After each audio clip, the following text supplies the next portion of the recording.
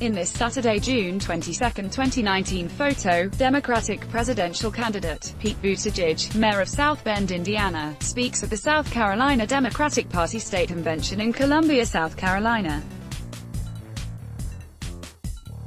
Buttigieg is focusing his efforts this weekend on campaigning in South Carolina, where the majority of Democratic primary voters are black.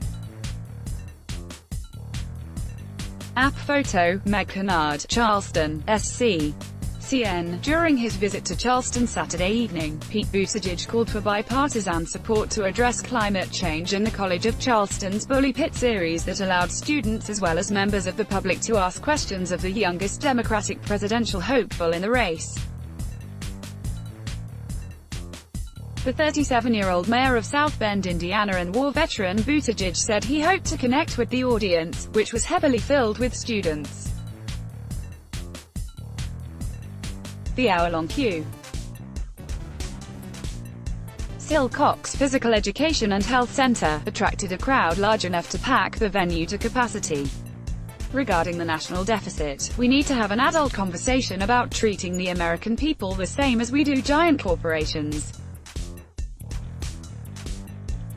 We need to focus on revenue. I'm not saying we should tax corporations like we have in the past, but giving them huge tax breaks is only worsening out deficit, Buttigieg said. Ashley Ann, whose husband serves in the Coast Guard, asked how he would overhaul the VA system. America should live up to its promise to provide lifelong quality health care for those who have volunteered to put their lives on the line to protect the country, said Buttigieg, a Navy veteran. We need to invest in veteran affairs and close the disparities between mental health care and general health care. Different wars leave different wounds. He does not support privatizing the veteran services but said there needs to be a system put into place that reduces wait times for service and a system that is more accessible to veterans in rural areas. Addressing troop withdrawal in Afghanistan, he said he believes the U.S. needs to include Afghani officials in a plan to end this 18-year war, but that the U.S. needs to leave it. Well, we need to stop the cycle of endless war, Buttigieg said.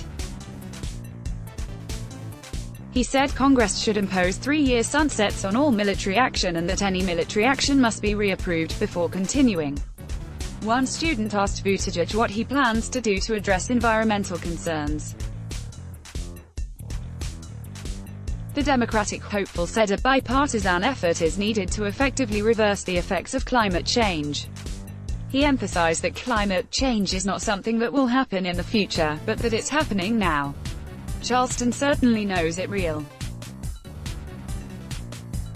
You see it with the rising sea levels and a higher frequency of more intense hurricanes, he said. Climate change is not theoretical. This is something both sides should be in a competition to develop the best plan to address climate change. It affects us all, both Democrats and Republicans, so we need to work together to formulate a plan. On the subject of abortion, Buttigieg said the choice should be left up to the woman who has to deal with that decision and should not be made by some male politician from far away. Following the event, student Michael Stixo said he attended Saturday night's event because it was conveniently located on campus in the gym. As a first-time voter in the upcoming presidential primaries, he's eager to learn more about the candidates. I really enjoyed being here tonight to see for myself what he had to say. I liked a lot of the points he made, but I haven't decided yet which one I will support. The school's Bully Pit series is designed to facilitate political participation throughout the community.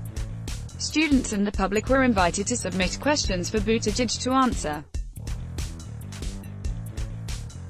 Prior to participating in the school's event, Buttigieg was at 3 other events in the Palmetto State, including a town hall meeting in Beaufort and 2 round tables in Pineville and Hampton.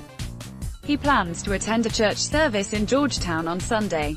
Buttigieg is the youngest candidate in the race to become the nominee. At 37 years old, he identifies himself as a millennial and said the crowd understands many issues important to the younger generations such as gun violence and student debt. Like this. Like loading. Let's block ads. Why?